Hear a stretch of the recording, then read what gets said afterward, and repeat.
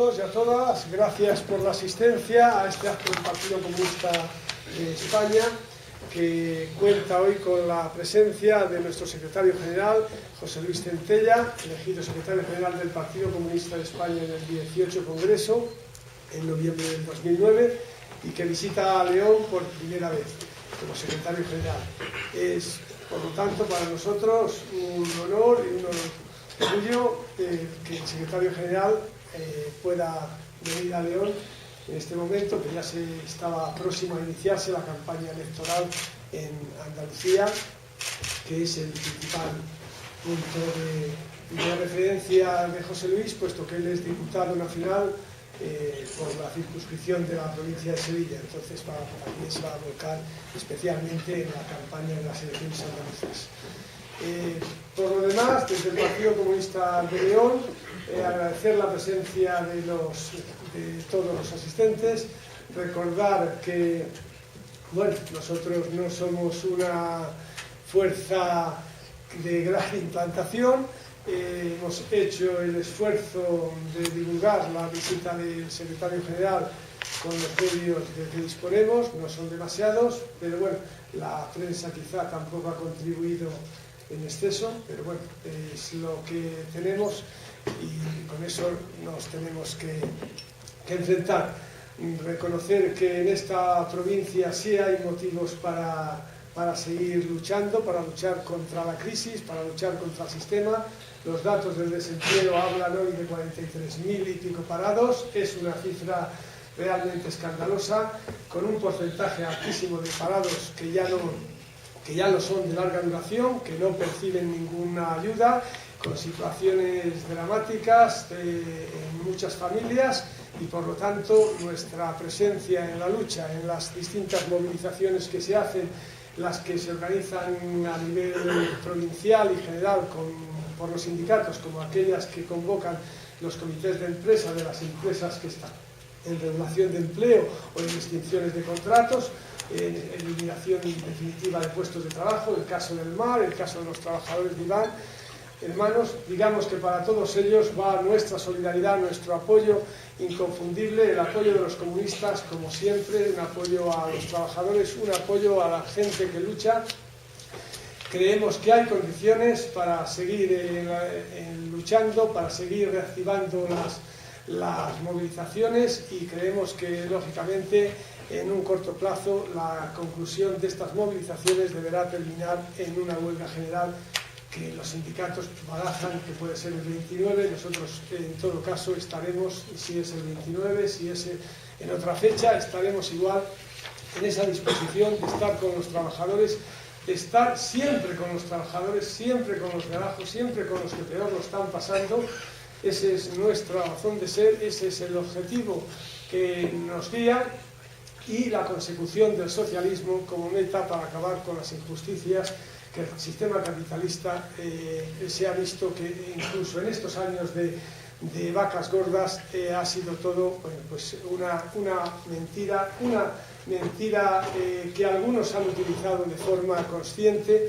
No era posible aquello de hacer creer a los trabajadores que el capitalismo popular ya había llegado para todos, que todo el mundo podía ser accionista de las grandes empresas, de las pequeñas, y jugar en bolsa. Eso es una gran mentira. Los trabajadores no tienen más medios que los que generan su fuerza de trabajo, y los trabajadores no son los empresarios. No hay capitalismo popular, es mentira. El capitalismo es explotación, el capitalismo es explotación para los trabajadores, con una creación de un ejército de reserva enorme, que es el de tener siempre varios millones de parados. Ahora ya se habla incluso de que podremos llegar a 6 millones de parados.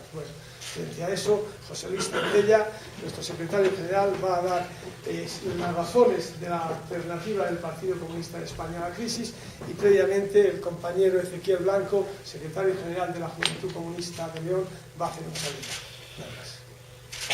Gracias. Gracias, Agustino.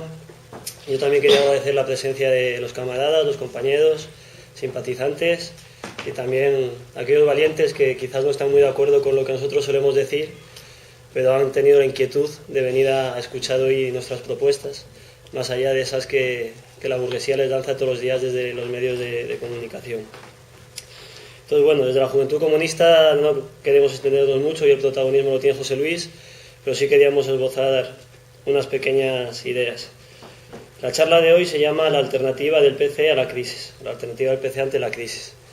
Entonces nosotros pensamos de qué crisis estamos hablando, porque nosotros a veces abrimos un periódico y nos hablan de crisis medioambiental, una crisis de modalidad, una crisis de los derechos de la mujer, una crisis de los derechos de los trabajadores.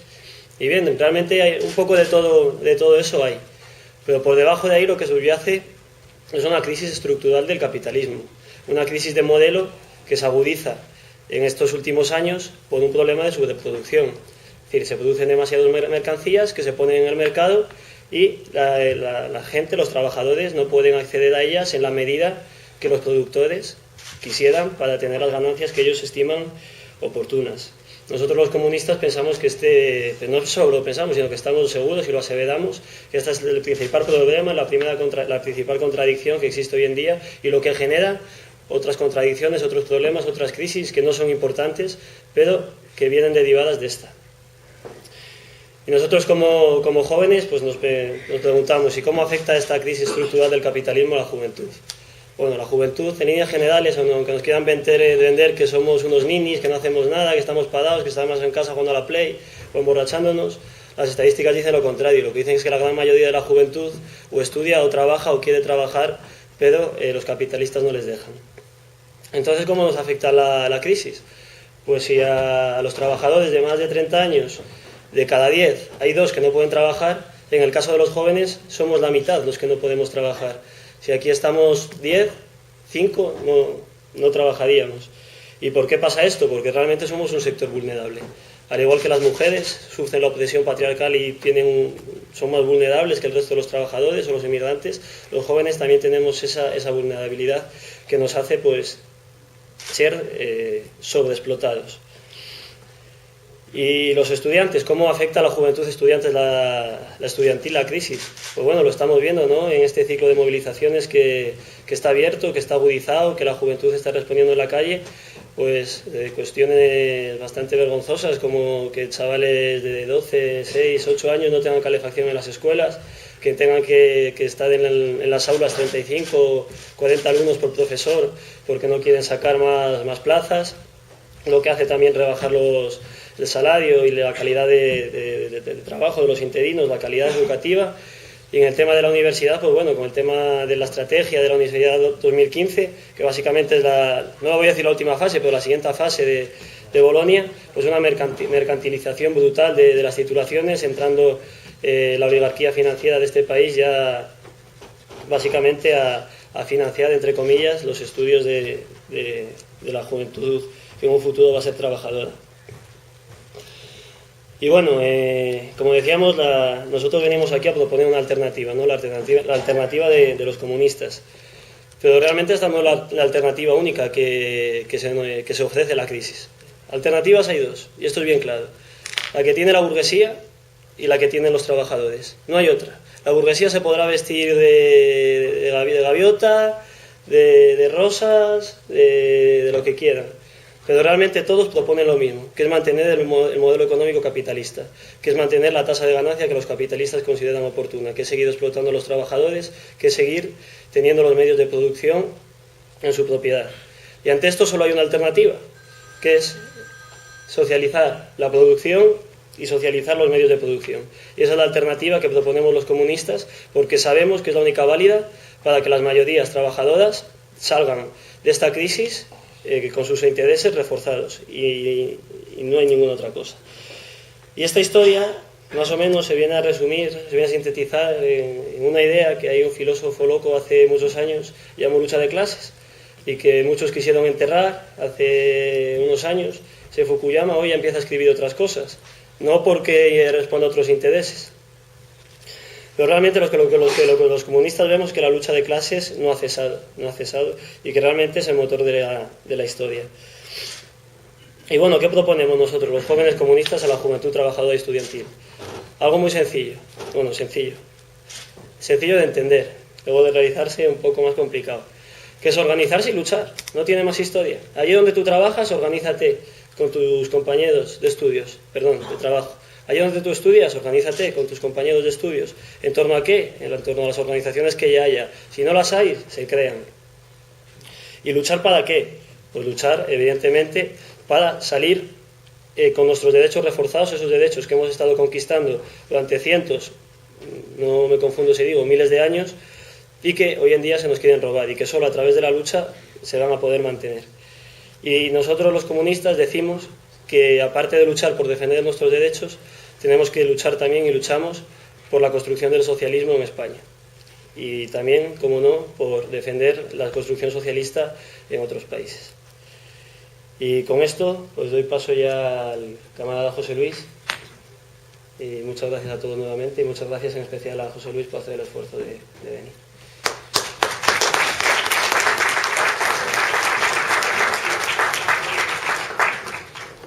Buenos días. La verdad que para mí es una satisfacción estar aquí en León y poder compartir esta mañana y entre todas y entre todos pues tomar fuerza para la lucha que tenemos por delante.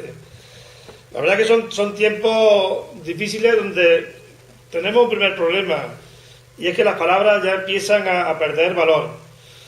Ayer recordaba con un compañero de Izquierda Unida, cuando preparábamos la última asamblea y estábamos haciendo los documentos, alguien dijo que íbamos a llegar a los 3 millones de parados. Y la verdad que la comisión redactora le dijimos, eso no hay que ponerlo, que vamos a parecer unos exagerados. Estamos hablando de hace menos de 4 años. Y decidimos no poner ninguna cifra porque nos parecía que poner 3 millones de parados y paradas en España iba a ser algo que la gente no iba a creer, ¿no? Bueno, ya hoy se habla de 6 millones de parados y no pasa nada. ¿Qué pasa? Que ya las palabras pierden significado. Que ya cuando hablamos de crisis, cuando hablamos de dictadura del capital, de parados, de desahucios, parece que son palabras retóricas que forman parte de un discurso más o menos elaborado, pero que no hay detrás de cada parado un drama, detrás de cada desahucio hay un problema gravísimo y que la crisis en realidad es algo tangible. Por tanto, yo creo que la primera idea de hoy es que de verdad recuperemos el dramatismo de las palabras, recuperemos la fuerza que tenemos que darle a cada palabra que utilicemos. Y mirad, se ha dicho ya aquí que hay que hablar de crisis y hay que hablar de que es una crisis que va más allá de perder el 5% de salario o más allá de que haya unas medidas laborales más o menos duras. Que estamos en una crisis estructural, una crisis que marca el ciclo, o que puede marcar el ciclo de toda una etapa de la historia. El capitalismo ha funcionado y le ha ido bien al capital durante más de 2 siglos con una regla. Era un capitalismo productivo donde el capitalismo cada vez ganaba más porque los adelantos técnicos hacían que cada vez se produjese más y cada vez era más rentable el trabajo de la gente. Y además, porque había un tercer mundo del cual se extraían materias primas, se extraía mano de obra barata y se le extraía en definitiva plusvalía. Y eso ha funcionado más o menos bien. Eso ha hecho que incluso el capital pudiese llegar a pactos sociales para una parte de sus beneficios, dársela a la clase trabajadora a cambio de que le dejasen seguir ganando cada vez más dinero. Y además hay una regla de juego, que es lo que conocemos como democracia, cada uno le puede poner formal, burguesa, como queremos, donde, bueno, pues si no se cuestiona el sistema, se permite cierta libertad de expresión, se permite cierta libertad de movimiento. Y eso ha funcionado. Ha funcionado también que cada vez los capitalistas eran más capitalistas, pero también al pueblo se le dejaba creer que podía existir un capitalismo popular, como decía. Y ese pacto social hace que se generase lo que se ha llamado el estado del bienestar. Que no lo pagaban los capitalistas de su bolsillo, lo pagaban con parte de la plusvalía del tercer mundo y fundamentalmente con los adelantos técnicos de la economía productiva. Eso entra en crisis por varios elementos. No voy a hacer, porque no es una conferencia, sino se trata de centrar un poco el debate a lo concreto que es lo que yo quisiera ir. Pero se entra en crisis por varios elementos. Uno es porque el tercer mundo, hoy a pesar de todo, es más difícil de explotar. a pesar de todo lo que podamos tener a favor o en contra de lo que ocurre en China, hoy en China se trae menos plusvalía para el capital que antes. Brasil, India, son países emergentes que ya compiten también con el capital original, ¿no? También ocurre que hay una batalla dentro del propio capitalismo y el capitalismo productivo pierde en favor del capitalismo especulativo. Uno piensa en el siglo XIX y XX y uno habla de Ford, de las grandes empresas. Hoy no hay grandes empresas. Hoy el gran capital es capital especulativo. Finalmente las empresas lo han comprado los bancos. Si hoy lo que da dinero no es tener una empresa, lo que da dinero es especular con el dinero. Ya lo que da dinero no es tener una tierra, lo que da dinero es comprar la producción a 3 años del trigo para especular en el mercado de futuro del trigo, que se compra a 3 años la producción de trigo de todo un país. Pues luego hay que hacer que los precios sean rentables a 3 años vista. Tú tienes que especular porque luego revendes 3 veces. Entonces, ¿qué ocurre? Que el capital especulativo es el que se va adueñando ya de la economía. Y ya lo importante no es producir. Lo importante es poder, en 10 minutos, que he hecho una exageración, es solamente 1 minuto, que el capital dé la vuelta a todo el mundo, simplemente dándole a un botón de un ordenador. Pues claro, en esta situación, al capital ya le sobra el pacto social, ya no tiene que llegar a un acuerdo con los trabajadores para que los trabajadores produzcan más, ya no tiene tampoco que mantener un estado del bienestar, y por lo tanto se va a la explotación pura y dura de las personas. Y claro, como eso es complicado, porque la gente no va a vivir peor a gusto, pues entonces hay que implementar una dictadura. Una dictadura que tiene varios mecanismos. Uno es el clásico, el garrote, pero hay otro, que es menos clásico pero más eficaz, que es el dominar las ideas. Y por eso a la gente se le va a intentar convencer de que tiene que vivir peor y además convencido.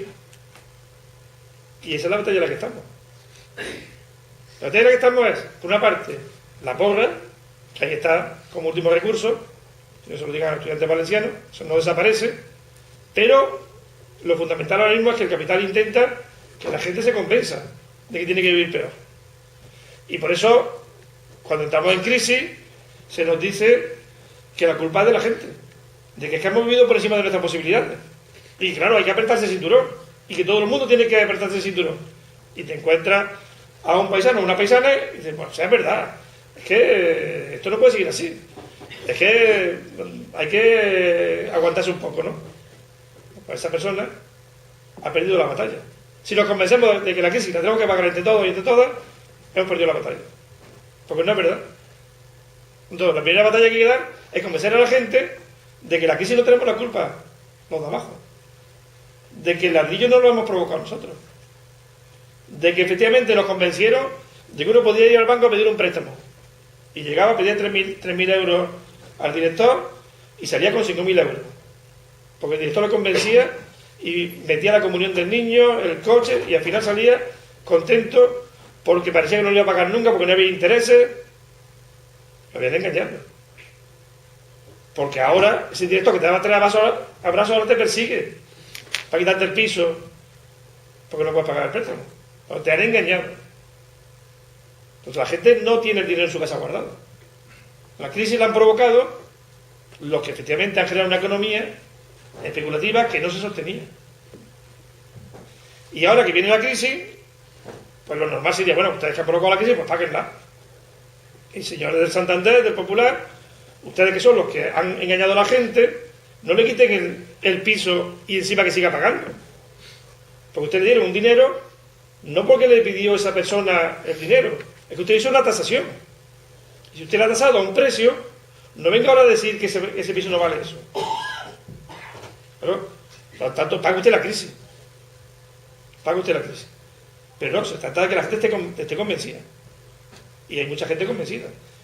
Y entonces el capital, para que la gente viva peor, y además, repito, viva convencida, pues nos implanta una dictadura.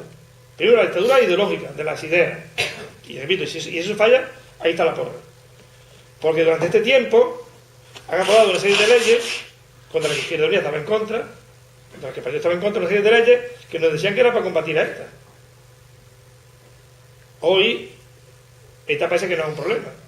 Y esas leyes siguen ahí. ¿Y con quién las van a utilizar? Contra los estudiantes, contra los trabajadores. Todas las leyes que han aprobado son leyes que ahora van a utilizar contra nosotros. Pues ya las están utilizando. Entonces, han hecho las dos patas. Primero, la ideológica de convencer a la gente. Y claro, implantan una dictadura. Una dictadura que, primero, va a tratar de que sea suave, por la cual los estados ya no sirven. Lo que es democracia ya no lo es. Porque la economía no la pueden llevar las personas. Yo tenía otro día un debate en el Parlamento y el representante del Partido Popular planteaba que todo ese referéndum sobre la Unión Europea, que la gente cómo iba a poder opinar de lo que pasaba en la Unión Europea. Por tanto, que no había que ser referéndum, que eso tenía que decidir el Banco Central Europeo y los gobiernos como mucho. Claro, yo decía, bueno, claro, cuando las personas no te valen, quitamos a las personas. Claro, cuando las personas son críticas, las quitamos. Y las elecciones importantes, que las tomen. Y te dicen, bueno, que son técnicos. No es verdad. Los técnicos no existen, son asalariados. O sea, cualquier técnico que toma bien una decisión en Bruselas son asalariados del capital. Y por tanto, como un asalariado normal, trabaja al servicio de quien le paga. Entonces se nos impone una dictadura por la cual las decisiones importantes ya no se toman ni siquiera en esta democracia trucada con la IDEO, cuando nos roban, no, ya está, ni siquiera esta le sirve. Ya tienen que ir directamente, porque las decisiones se toman en Bruselas, en un despacho o en un club de estos que tienen nombres muy raros que se reúnen de vez en cuando por ahí escondidas, son los que toman, y a partir de ahí no se puede ni siquiera protestar. Se ha modificado la Constitución para decir, sin referéndum por supuesto, que lo primero es pagar la deuda. Si no hay dinero para empleo, no hay dinero. Si no hay dinero para sanidad, no hay dinero. Lo primero es pagar la deuda a los bancos. Y se incluye una norma de que los presupuestos del Estado no se pueden presentar enmiendas en contra de eso. Si cuando discutamos de aquí a un mes los presupuestos del Estado y hay una partida para pagar la deuda, Izquierda Unida no la va a poder modificar, porque está prohibido por la Constitución. Y cuando lleguemos nuestra enmienda, pues ni siquiera se discutirá. Porque no se puede ni siquiera los diputados, que teóricamente se nos dice que somos representantes del pueblo, pues no podemos ni siquiera enmendar los presupuestos del Estado. Y en cualquier libro de historia se nos ha explicado que los parlamentos, las cortes surgen para aprobar los presupuestos. Pues no es verdad. Cuando estamos en una situación de emergencia. Y por tanto, a la gente hay que intentar romper los cercos. El primer cerco es mediático. Nos quejamos de que la prensa, los medios de comunicación, pues no nos hacen mucho caso. Es normal. Hoy no hay medios de comunicación, hoy hay empresas. Y con todo el cariño a los trabajadores, que son los trabajadores de los medios de comunicación, hoy no se puede hablar de medios de comunicación. Hoy lo que hay son empresas, y como tal empresas, pues están al servicio de quien les paga, de los bancos, de los que dominan la economía. Entonces es normal. Entonces una reflexión clave hoy es que tenemos que dejar de lamentarnos y pasar a la ofensiva. Con los medios que tenemos, que tampoco son tan pocos. Hay épocas en este país donde la cosa era más dura. Entonces hay que hablar con la gente. Y hay que volver a la gente. Explicándole claramente que hay otra... Primero, que no tienen culpa de la crisis. Entonces no tienen por qué aguantarse. No tienen por qué aguantarse. Y segundo, que hay otra forma de hacer las cosas. Porque primero los convencen de que tienen la culpa. Y la gente tiene complejo. Y la gente tiene complejo de que ha vivido por encima. Y segundo, de que no hay más remedio. ¿Qué vamos a hacer si no hay más remedio? Habrá que aguantarse. Pero viste, hay otra forma de hacer política. Primero, defendiendo los derechos. De que la gente asuma que tiene derechos por ser humano. Porque es otra cosa que nos dijeron desde pequeñitos. Una cosa llamada Declaración de Derechos del Hombre, que había hecho la propia burguesía, que no es algo revolucionario, que no es el socialismo. Bien, pues ahora eso también desaparece. El trabajo, tenemos una constitución que queremos modificar, pero dice que hay un derecho. Pero hoy hay un privilegio. Hoy lo que se quiere decir a la gente que el que tiene un trabajo es un privilegiado.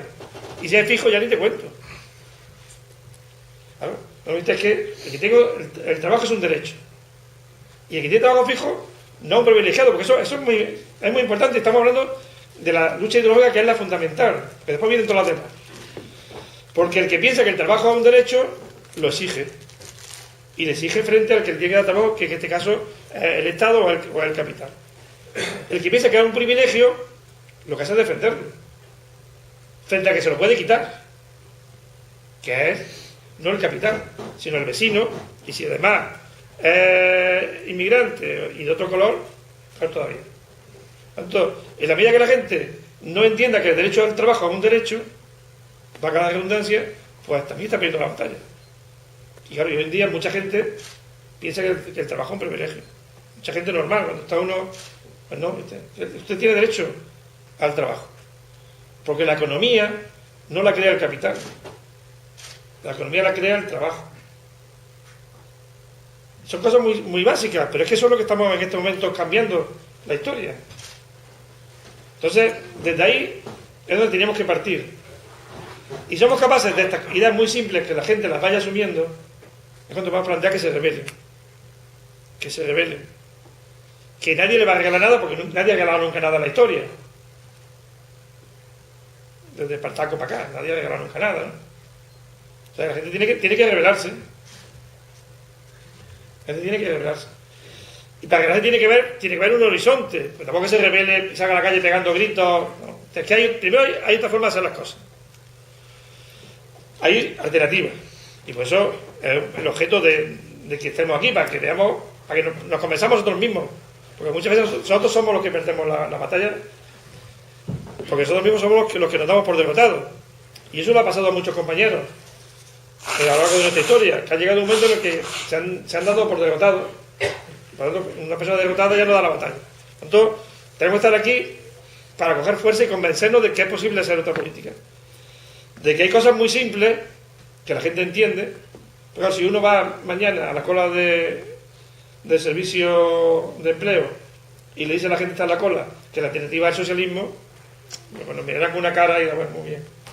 Pero cuando llegue me avisa que yo estoy en la cola, ¿no? Claro, la gente primero hay que hablar de cosas muy, muy claras para que entiendan las cosas.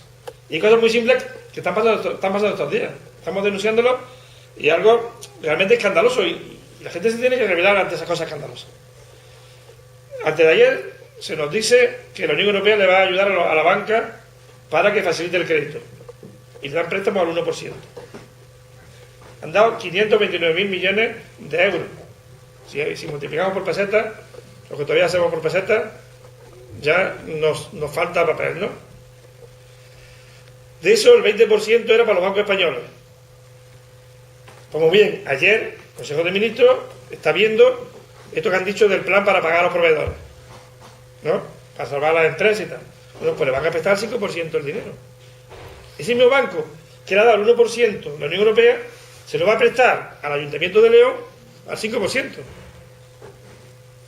Eso realmente es algo escandaloso, es una vergüenza. Que un señor vaya a Europa y le den 1 euro y a ti te pida 5. Pero, ¿por qué no se lo presta directamente a la Unión Europea al Ayuntamiento de León al 1%? Para empezar, y no estoy hablando de socialismo, estoy hablando de algo de sentido común. Porque ahí es donde está el negocio.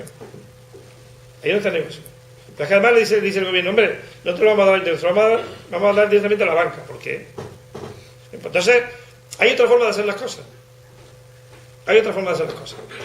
Pero a la gente hay que decirle que hay, y hablando de lo concreto, de que por muy bien que hagamos las cosas, si no cambiamos el sistema tampoco se van a resolver los problemas, tampoco la queremos mediar. Entonces hay que combinar las dos cosas. La propuesta a corto plazo con la propuesta a largo plazo. Porque por muy bien que se hagan las cosas en el capitalismo, siempre los ricos serán más ricos y los pobres serán más pobres. Entonces hay que combinar los dos elementos. En lo concreto, en este momento la gente tiene que rebelarse por lo concreto. La revolución rusa se hizo por varios elementos, entre otros porque para que había que acabar con la guerra mundial, que estaba machacando al pueblo ruso. Cosas muy concretas.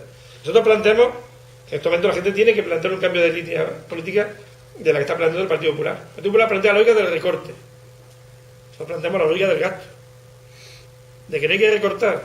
De que es ridículo que a los alumnos de la escuela de León le vayan a recortar la calefacción. De que es ridículo. De que es ridículo. Lo que pasa es que eso contribuye a que la gente se mentalice, porque es verdad, aquí se recorte, ¿no? Todo es lo mismo. Todo es que la gente asuma que estamos en crisis, ¿no? Hasta van a bajar la calefacción. Pues frente a esa lógica del recorte está la lógica de gastar más. Y ahora dice, bueno, vamos a gastar más. Y es que si no hay... Primero porque el dinero no ha desaparecido. El dinero está guardado, pero está. Nosotros vamos a ir donde está. ¿Podemos subir el IVA? Sí. Para que nos pague el que toma café o el que consume cada vez menos, ¿no? Nos vamos a ir donde está de verdad. Por lo tanto, ¿qué planteamos? Planteamos una política fiscal donde la gente pague la que tiene. Que la SICAF, esta que tienen los futbolistas y que tienen las grandes fortunas, pues no paguen el 1%. Y un trabajador pague el 14, el 18 o el 20%. Que sea al contrario. Que el que gane mucho pague mucho. Para que los que ganen poco, pues paguen menos. Por tanto, eso simplemente reforma fiscal. Y dentro de esa reforma fiscal, el martes llevamos al Congreso de los Diputados una propuesta que voy a defender para acabar con los billetes de 500 euros. La gente se nos reía cuando lo planteamos ese tiempo, cuando lo planteó Carlos. Y es verdad. Es que el 66% de los billetes de 500 euros de la Unión Europea están en España. Nos tocan, si no recuerdo mal, 2,5 billetes de 500 euros a cada español. No sé cuántos hay gente que hay en esta sala. Pues si no tenemos ninguno de los que hay aquí, que es lo normal, aquí tendrán los nuestros. Y todos nos dijeron de pequeñito que los billetes servían para comprar, para vender, para intercambiar. Por lo que sirve un billete. ¿No? Eso se inventa. Que en lugar de ir con la gallina y cambiarla por una gorra, pues uno va con un billete. Un billete que no circula, ¿para qué sirve? ¿Para qué sirve un billete? Que alguien nos explique para qué sirve un billete que no se usa. Evidentemente sirve para que alguien lo tenga guardado. Porque finalmente sí se usa. Lo que pasa es que no se usa en el comercio o en el intercambio, se usa en el tiro negro. Para que ya no vayan tantos maletines o tantas bolsas de basura con billetes, ¿no? Nosotros vamos a plantear el martes, con poco éxito, nos tememos, que se suprimiese y que diesen 2 meses a la gente que tiene billetes para cambiarlo. Y veríamos algunas colas delante de algún banco, ¿no? Para ver algún espectáculo. Cuando la gente tuviese que ir allí a cambiar su billete de 500 euros y justificarlo. Estamos hablando de gestionar mejor la economía al servicio de la gente para crear empleo. Porque no podemos llegar a 6 millones de parados. No podemos llegar a 6 millones de parados. Pero además de estas propuestas, que servirían para hacer el capitalismo mejor, también planteamos estas propuestas para cambiar el sistema. Y planteamos la gestión democrática de la economía, la planificación democrática de la economía. Frente al mercado, frente al capitalismo, planteamos que la economía hay que planificarla. Porque también es mentira que la economía no se planifique. Lo que pasa es que la pueden planificar 2 señores en su beneficio, o se puede planificar de una forma democrática. Y planificamos también la participación de los trabajadores en la gestión de las empresas. Y se nos dice, eso es imposible, ¿cómo un trabajador va a saber dirigir una empresa? No es eso. Es que el que controle sean los trabajadores participen en el control. Luego será el ingeniero el que haga los planos, evidentemente. Pero el control no lo llevará solamente el capital. Planteamos también cambios estructurales. Entonces, hay argumentos para dar la batalla. La banca pública, hoy la gente lo tiene que empezar a entender. El ejemplo que he puesto del 1% y del 5% es el ejemplo claro. Hace 5 años, cuando íbamos hablando de la banca pública, la gente, como decía antes, dice, ¿para qué quiero una banca pública? Si es que yo soy amigo del director de la sucursal de mi barrio, que a lo mejor el hombre está escondido y sabe porque se ha fugado con lo que había engañado, ¿no? Pero es verdad que hoy en día la gente entiende lo que es una banca pública. Una banca pública que no te cobre una comisión cuando tú vas a dar una ayuda para una catástrofe natural, como cobran bancos. Una banca que preste en función de un interés social. Y fundamentalmente una banca que planifique la economía para crear empleo, para que haya economía productiva. Bien, pues eso son elementos. ¿Y en medio de esto con qué nos encontramos? Bueno, pues nos encontramos que venimos de una etapa de un gobierno del PSOE que le puso una alfombra roja para que el Partido Popular, para que la derecha caminase hacia el gobierno, y que inició una política con las fechas del 10 de mayo del 2010, cuando Zapatero fue al Congreso a pedir a los españoles sacrificio a cambio de nada, pues que ahora el Partido Popular evidentemente va a intentar ya no consolidar, sino que va a intentar ya pues llegar hasta las últimas consecuencias. Y nos plantea una reforma laboral que la gente se va dando cuenta poco a poco. Una reforma laboral que es dura, que es durísima. Una reforma laboral que no solamente va a que haya menos derechos, que va a cambiar radicalmente el sistema de relaciones laborales y sociales. Porque no solamente es que al trabajador se le pueda despedir con menos días, que en lugar de 45 días se le den 33. No es solamente que haya la posibilidad de que haya ya el despido con 20 días mucho más fácil. No es solamente eso, que ya es grave. Es que se crea un contrato de práctica de un año. Un contrato de práctica de un año que además se llama un contrato fijo, ¿no? Y durante un año el empresario va a poder despedir al trabajador sin nada. Porque como está en práctica, no tiene siquiera, simplemente decir, mira, en media hora estás en tu casa. Claro. ¿Qué trabajo necesita un año para aprender? Porque el contrato de práctica, lo pone en la ley, está en función del aprendizaje y tiene que ser proporcional a lo que el trabajador necesita en esa empresa para adaptarse al trabajo. Que aquí no hable que un reponedor de una gran superficie necesita un año para aprender. Claro. Lo que pasa es que se implanta el despido libre y sin indemnización durante un año. Y la mayor parte de los contratos sabemos que son de menos de un año. Cuando durante un año van a poder hacer lo que quieran las empresas con el trabajador. Pero eso significa no solamente que hay un mayor beneficio, que lo hay. No solamente es que va a haber durante un año la empresa puede despedir sin derecho de indemnización. Es que durante un año tiene un trabajador que no va ni a chistar. Es que va a protestar. ¿Qué trabajador o trabajadora va a protestar durante ese año que está en práctica? Nadie. Todos van a hacer también plantilla sumisa. Cuando dicen que esto es para crear empleo. Entonces, para crear empleo ser más barato el despido, no es verdad. Porque vamos por 52 reformas laborales. 52. Más de reformas por año, ¿no? Y ninguna ha creado empleo. Ninguna. Aquí se ha creado empleo cuando ha venido la burbuja inmobiliaria. Pero no por ninguna reforma laboral. ¿Para qué va a servir? Pues para despedir y en su lugar poner a gente sin derechos. Es lo que va a pasar. Es lo que ya está pasando. Primero, despedir sin prácticamente razones, porque antes los seres al menos tenían que pasar un trámite y ya ni siquiera tienen que pasar, y vamos a contratar a los hijos para sustituir a los padres.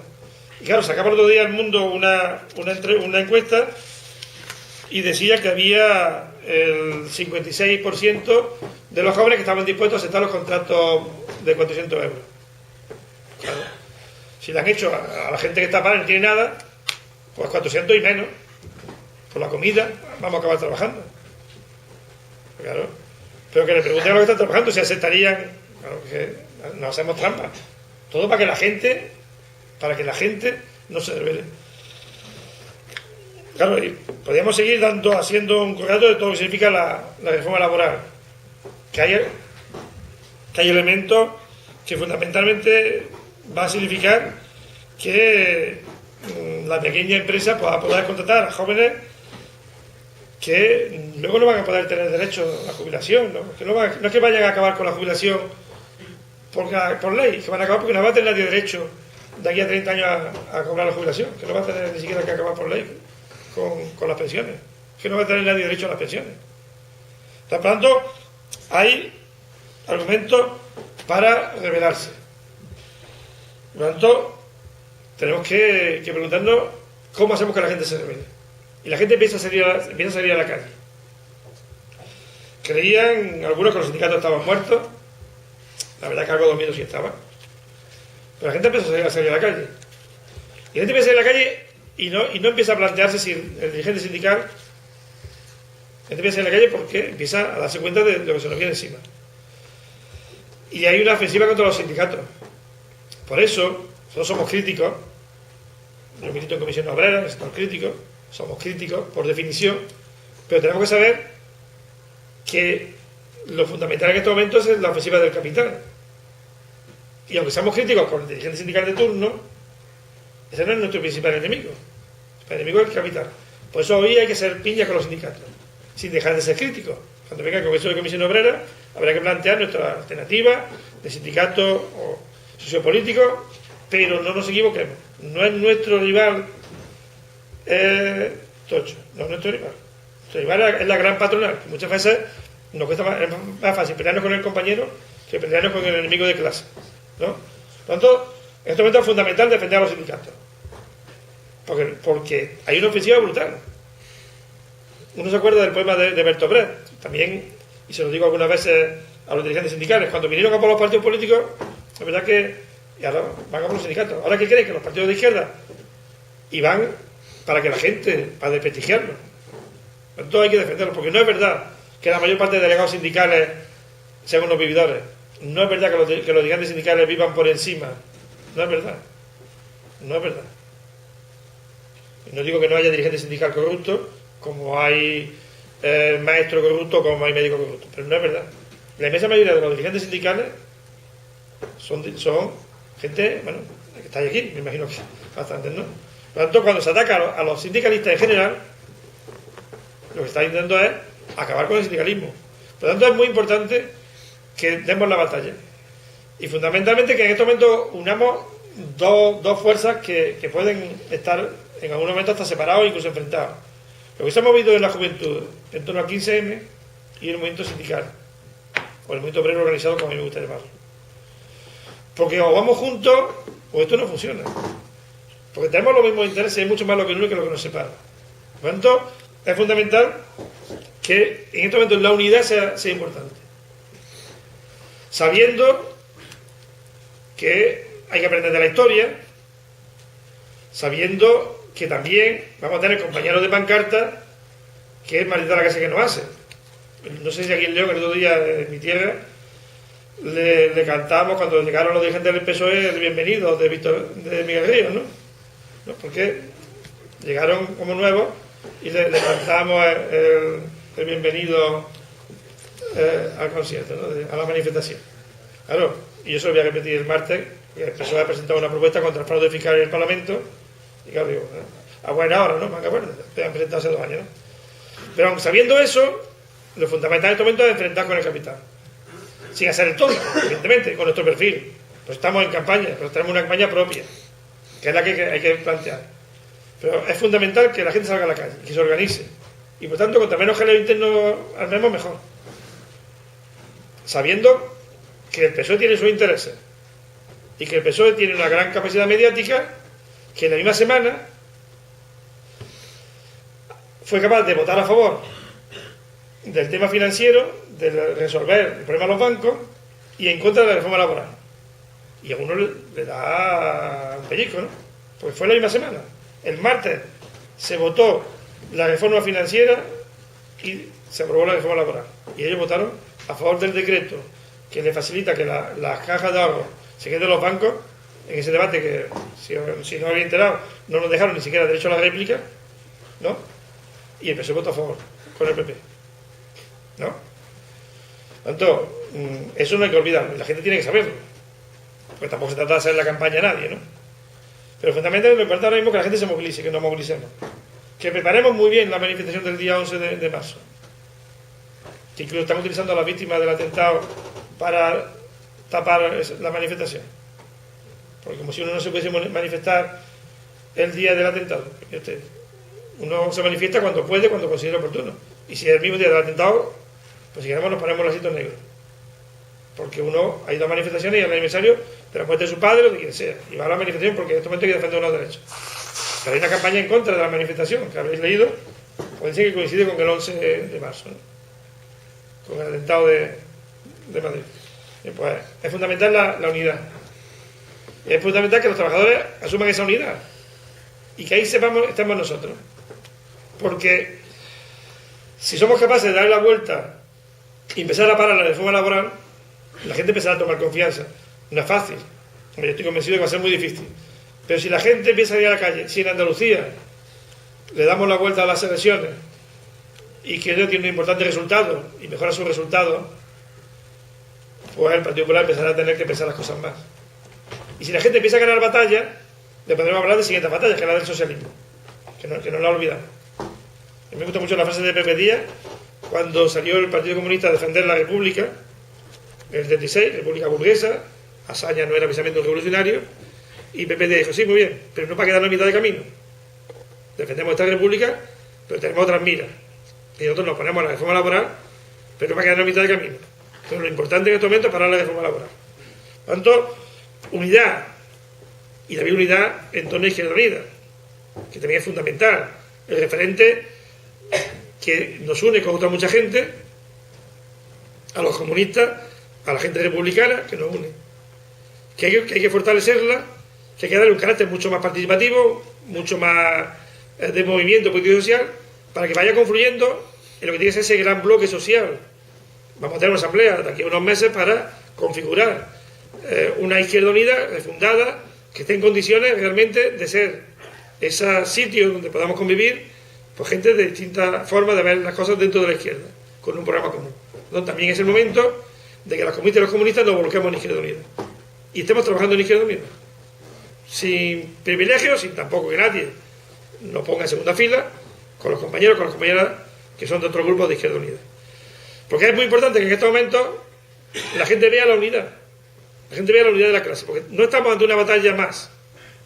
Yo lo quiero decir en la intervención, que no quería alargar mucho más, por si queréis que hubiese algún tipo de coloquio, porque no estamos en una batalla más. No estamos en la batalla de llegar al 7%, al 8%. No estamos en la batalla de que en lugar de... No, estamos en la batalla contra la dictadura del capital. Es que si perdemos esta batalla, si el capital consigue que no haya sindicatos, aunque sean malillos, no tenemos forma de defendernos. Si el capital consigue que los parlamentos no puedan, aunque sean estos amañados, no puedan votar los presupuestos, es que no hay forma de reaccionar. Por lo tanto, yo sí quiero terminar diciendo que desde el Partido Comunista de España hemos planteado lo que llamamos alternativa social, anticapitalista y democrática. Primero porque, como decía, es alternativa. Hay otra forma de hacer política. La gente tiene que saber que se pueden hacer las cosas de otra manera. Es social y anticapitalista porque entendemos que confrontamos con el capitalismo, sin complejos. Y es democrática porque entendemos que solamente con mucha gente se pueden cambiar las cosas. Y democracia significa eso, con mucha gente. Y aprovecho en ese concepto democrático para poner en valor nuestra alternativa republicana, nuestra alternativa de conseguir la Tercera República,